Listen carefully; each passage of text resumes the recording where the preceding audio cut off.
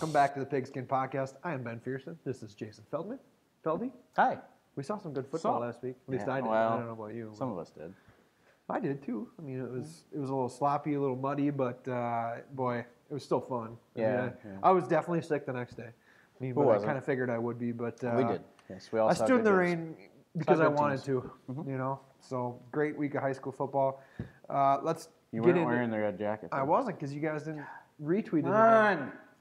Hey, seriously. My final score tweet got more retweets than your call for me to wear this jacket. So we get like 700 votes a week on the Game of the Week poll.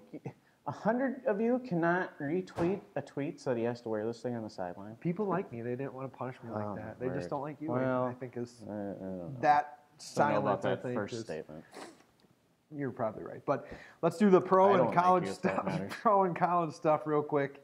Vikings won Super Bowl. We're back. Not pretty, and Coach Zimmer definitely stuck with his quarterback far too long, I thought, and I think he does not deserve credit that people are giving him for switching to Case when he did. No. He should have done it after maybe 2 series. Probably after the safety. For sure after the safety. Like, that was just bad football. Injury aside, that was just bad football. Holding the ball in the end zone that long, what did you think was going to happen? I mean, it was clear Bradford was uncomfortable and hurting or whatever. He couldn't move. It seemed clear he didn't want to be out there. Right. You know what I mean? The look on his face and the way his body language was. After that second series, I'm like, he doesn't want to even be on the field right now. So one more week of Case, and then Teddy can come back. I'm sure he can step right in and pick up where he left off. Maybe.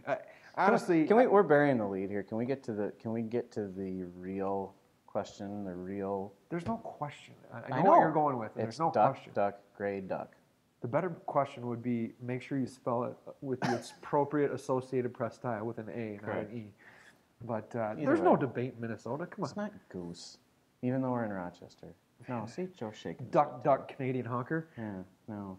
Goose is for those people who live over in Green Bay and can't remember other colors of ducks. Accurate. So the Vikings won anyway. I guess that's the silver lining. It was. And we're a couple days away from beating the Packers, so all was great in the world. I'm not going to hold my breath on that one, but I'm going to hope for it. But still some issues there. I think the line still needs to be a little bit better, but they weren't bad. I don't think that was their issue. They've been fine. And the defense is still great. I mean, I'm happy with the way the defense is playing, but they just need some more offensive weapons too. And they, and the quarterback is the biggest concern right now. But Case, I think, does give them the best chance to win at this point. I agree. It has to be that way. Yep. For right now, anyway. So Gophers, another ugly performance. I still think they're trying to figure out who they are, and Rhoda is struggling mightily. But Fleck flat out said, he's what we got right now. And those guys behind him are. If those guys behind him were playing well in practice and they had any faith in them, they'd be in there right now. And if they were doing the right things to fit in with the program the culture he clearly wants to establish. Correct. And I think if we read between the lines, that's clearly an issue with the guy who's their backup now.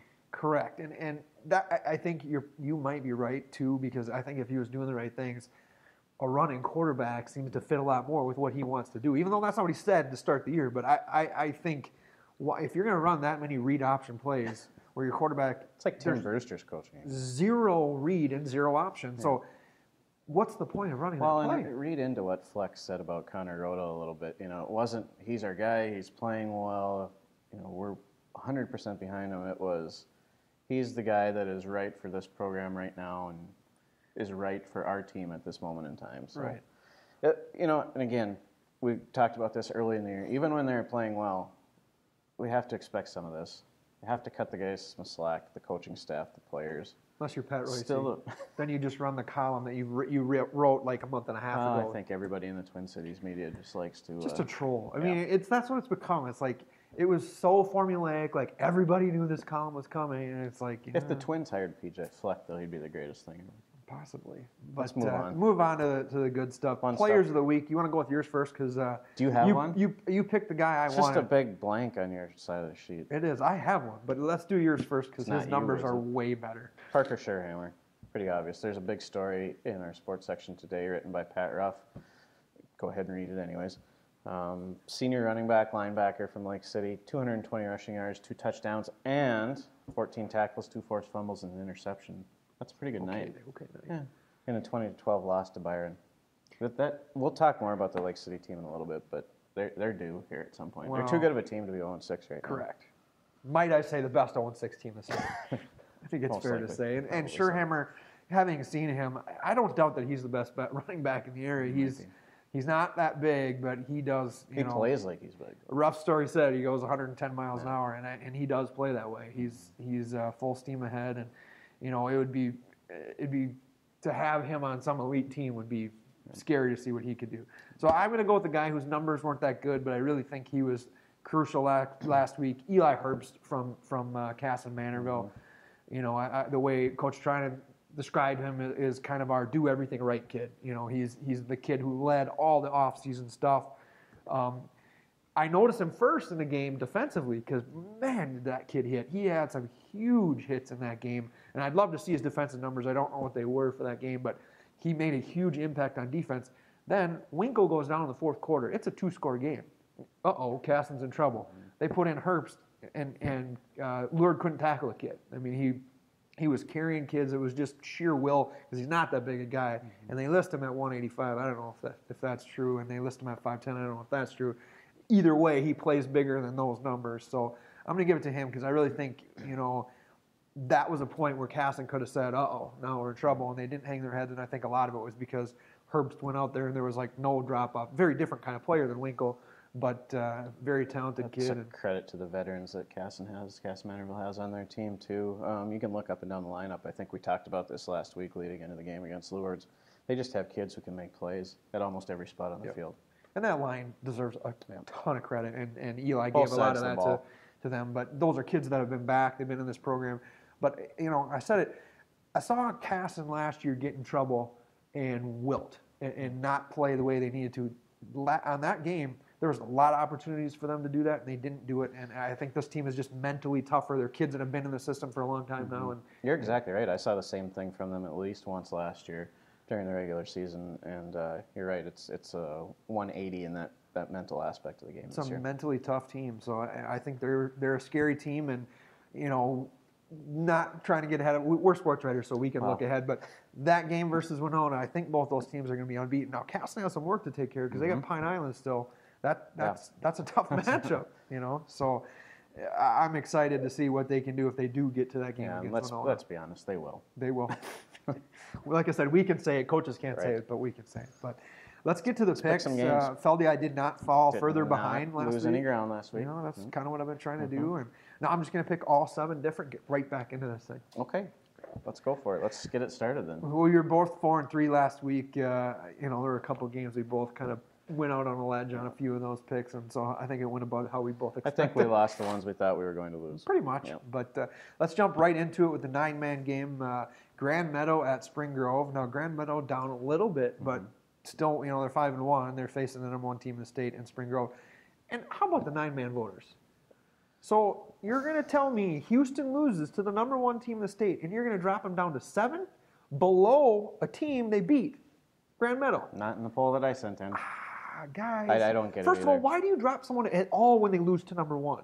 Unfortunately. You voted them number 1, so you admit they're the number 1 team, and you just let that team lose, and you're going to drop them down? Unfortunately, it tells you how much time a lot of voters put into actually voting. Well, not even looking to see that Grand Meadow lost to this team? It's too bad. Don't make me go off on a poll. We can't make fun of the QRF when the voters around the state do stuff like this. Feldy, I'll have you go first on this. For the record, when I vote on the poll for us, I actually keep track of who I voted for the prior week and how they do against other teams. Probably smart. Yeah. But to be fair, I did have 4 teams from Section 1 in the 9-man poll, as they should be. Right? Homer. Classic Homer. Okay. But who should I knock out then? Cleveland. Just because I don't. All right, I'm going first. This is a game that it's kind of a role reversal. These teams aren't used to being in these spots. Grand Meadow's always the favorite. They have been for half a decade since this year's seniors have started playing football. So Spring Grove now the number 1 team in the state. Grand Meadow ranked number 5. Grand Meadow has won 9 in a row against the Lions in this matchup, this rivalry. They've kept them out of the state tournament for 4 consecutive years. But maybe it'll flip in the playoffs, but not this time. Spring Grove 38-28. Well, that's a flip, right? Mm-hmm. All right, I think you're on the right track there. I just can't pick against the Spring Grove team right now. they proved last week they can do it all. They can do a little bit of both. They can grind you down, or they can throw the ball on you. And they play pretty darn good defense, especially for a 9-man team. They play good defense. The only danger to me in this game is if there's a mental hurdle. And I look at like there was kind of with Triton Caledonia. I think Triton's probably the more talented team right now, and they had Caledonia on the ropes, but then things started going the wrong direction, and I think there is a mental block when you only lost to this team. But I'm going to go with Spring Grove. I think they get it done. I actually think they put up a fair number of points. I think it's going to be a 41-29 game. How about that? Yeah, and with the mental block you talk about, I almost wonder if it's going to flip the other way, where Spring Grove has been so good for so long, but they haven't been able to get past Grand Meadow. Now they feel like they have the team to do it. Maybe it'll be motivation. All right. Now, the next one, kind of a surprise game of the week. I don't think you expected this one to win. But no, I was actually telling both coaches when I talked to them for the preview that I looked at the poll vote on Tuesday morning, and the Spring Grove Grand Meadow game was comfortably ahead by a good 70, 75 votes. There hadn't been a lot of voting on this game, and then all of a sudden we checked the poll again Tuesday night when we were all here in the office, and Wabasha votes. The Battle of the Falcons. Yeah, Wabasha votes. They did last year too. So Fillmore Central 4-2 at Wabasha Kellogg 3-3. Wabasha, reading their coaches' quotes from before the season, they haven't had a even 500 season for a very, very long time. So, and they're certainly on their way at 3-3, and they've taken care of the teams they should, and they've played okay against the teams that probably are a little more talented. So. Right. This is a tough one to pick. 1996 is the last time Wabasha Kellogg had a winning season. It's my senior year. God, that is not a long time. That is a long time. Yeah, I know. But, it's at Wabasha. They're going to be super amped up to have Jason Feldman in the house. Who wouldn't? And Andy Lang. Don't forget Andy. Well, I like Andy. Man, is this the time for them? Is this the time for them to get the win? Maybe. No, I can't do it. I got to go Fillmore Central. I think it's going to be a good football game. I think you're going to see maybe one of the closer games you've seen this year. Well, there's actually something on the line here. If you look at that section that these two teams are in. The Falcon Cup? Yes. Well, maybe. Oh, that's a good idea. I think you might be onto something. There we go. We should get in touch with the ADs. But Chris Minsink, the Fillmore Central coach, pointed out they could win this game and win next week, conceivably finish 6-2, and the section is so good that they could be the number 4 seed and face Wabasha Kellogg again right away. Or if Wabasha Kellogg happens to win this week, then they could end up being the 4 seed. And in other words, these two teams could very well meet again about 10 days from now in the first round of the section playoffs. So, but I think they both play it straight up. Did you pick? I picked Fillmore Central, 21-19. I think it's going to be a great football game. I agree. I think Fillmore Central wins, but their defense is so darn good. They're giving up like just a little over 7 points a game. I think they've given up 5 touchdowns all year. And as unorthodox as that Wabasha Kellogg offense is, I like the experience and the depth on this Fillmore Central defense. So I'm going to take the Falcons. Well, the Fillmore Central kind, 27-12. Gotcha. All right, next one is a couple of 0-6 teams, but honestly, I think they're both better than their record. La Crescent's coming off a good game against Stewartville, and they gave Lourdes all they could handle, too. I mean, that was a 10-point game. Or not against Lourdes, sorry, that was against Lake City. It was a 10-point game. Right. And that's who it is, Lake City down at La Crescent. You're going first in this one. I have a hunch where both of us are going I with think this one. you pointed it out that Lake City's lost, 4 games? 4 in a row by 10 or fewer. By 10 or less. We talked about Parker Sherhammer and how dynamic he is, and you have to have some linemen. You have to have guys around you to be able to put up those kind of numbers. So, I'm going to take Lake City 30-13. Yeah, I think this is the week for Lake City, and Trevor Nerum has done a good job of keeping those kids' heads in this. When you go on 6, it can be tough. It can be really tough to not kind of adopt that losing mentality. So I think this is the week, and I think I'm still going to say they're a team that could go into that section with a win or 2 wins and do some damage. Now, St. Croix Lutheran's in that section, so that's a problem. It's going to be tough to get out of there, but there's no reason they can't make some noise. If they can get on the correct side of the bracket, look out. That's not a team you want to play in the postseason. But I'm going to take the Tigers 35-14. Excellent. Another good one here next. Dover Yoda. Been a game of the week. Yeah, Dover Yoda at Zumbrota Mazeppa. Both teams 2-4. For Zumbrota, I think it's probably a surprising 2-4. I think we thought maybe that would be flipped around or Definitely. at least a little bit better. Yeah, I don't think either one of us would have thought they'd be 2-4 at this point in the season. Definitely not. But then you got Dover, who's had quite a few injuries, and they're 2-4, and they've surprised some people too with some games. But man, I can't pick against the Cougars. I still think with that coaching staff and the athletes they have, they're going to figure it out. And I know they got Nolte playing quarterback now. We'll see what they can do. I still think they're figuring things out, but I think they get it done this week. I'm going to go with the Cougars 28-17. Right. ZM's coming off a really good win, 22-20 against a good St. Charles team, so that has to give them some momentum. Excuse me, but I think you look at both of these teams, their losses are to really good teams. Dover Yota's lost to Stewartville, Cannon Falls, Triton, and Caledonia. There's no shame. Okay. There's no shame in losing to that group. So I'm actually going to mix it up a little bit here. Here we go. I had ZM written down, but since you picked the Cougars, I'm going to flip it. I'm going to take the Eagles in maybe a mild upset on the road, 19-18. I like it because looking at these games you put on here, I figure we might have all the same ones. But all right, now the next one might be the tougher one to pick. Stewartville at Lourdes. Stewartville's had all kinds of injury issues this year, and I know they got Hamlin back. And I don't know about the health of all their guys. Coach Meyer. That's a big player to get back. It is a very big one, and they got him back last week, but they still didn't play that well last week. The bigger thing is losing their quarterback. And I know talking to Coach Meyer this week, he was a very, I don't know how to pronounce it, Bussin or however you say his last name, but he was an emotional leader for that team too, and a kid that people looked up to. So having your quarterback go down, and he did break his collarbone again. So that hurt. Those are pesky.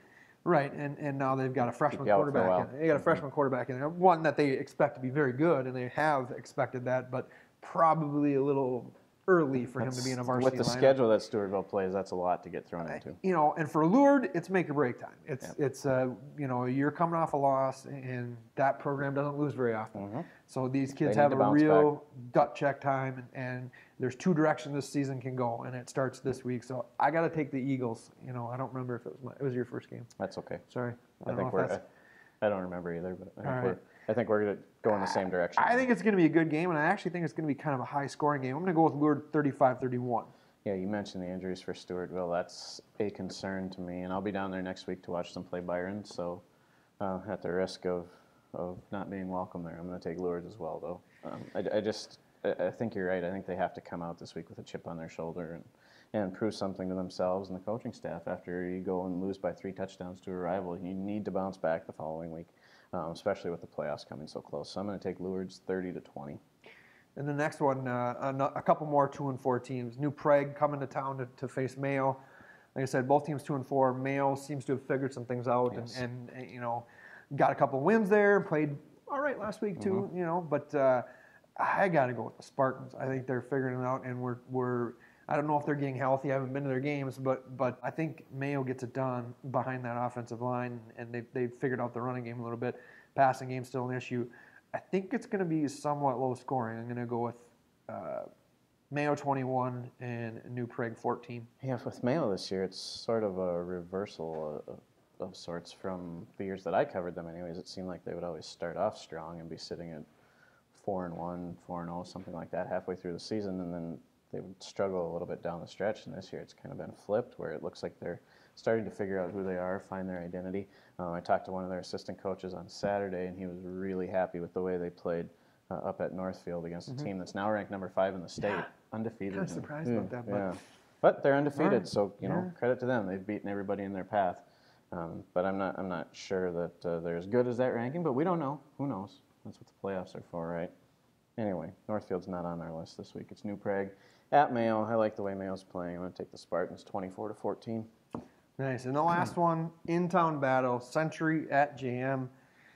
I'm glad you're picking first because I'm probably just going to go the other way. I think it's two programs that need a win. How about that? I think at the start of the year, we all figured that Century might be the best of the 3 Big 9 teams in town. I think this is a game that they need to win. I have JM's record wrong on here. By the way, they're 1-5, right? Yeah. I think this is a game that Century needs to win if it's going to do anything in the playoffs. They just have to get some momentum going forward, and I think it's never easy going over to JM and playing there for sure. But I think Century wins this one with their defense, 21-12. Wow.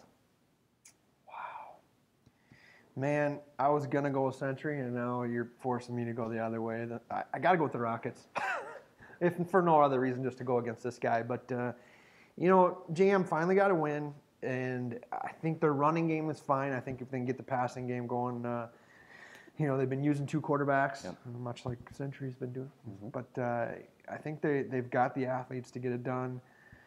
And anything can happen in this game. I think that's the reality. Well, we saw that when Mayo and Century played earlier in the year. I mean, for that game to be a blowout the other direction. You think you have it figured out, you don't.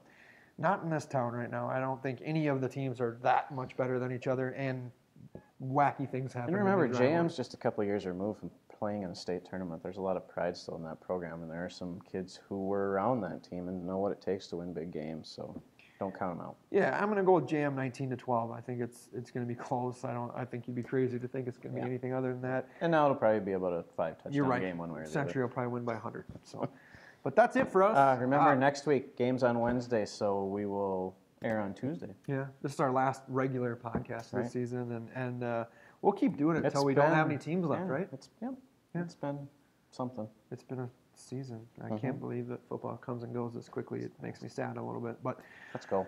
You better get to a game on Friday. I mean, you don't have many opportunities left. And lots of good ones right here in town. I know. You don't have to leave the city if you don't want to. But thanks for watching, and we will catch you on Tuesday.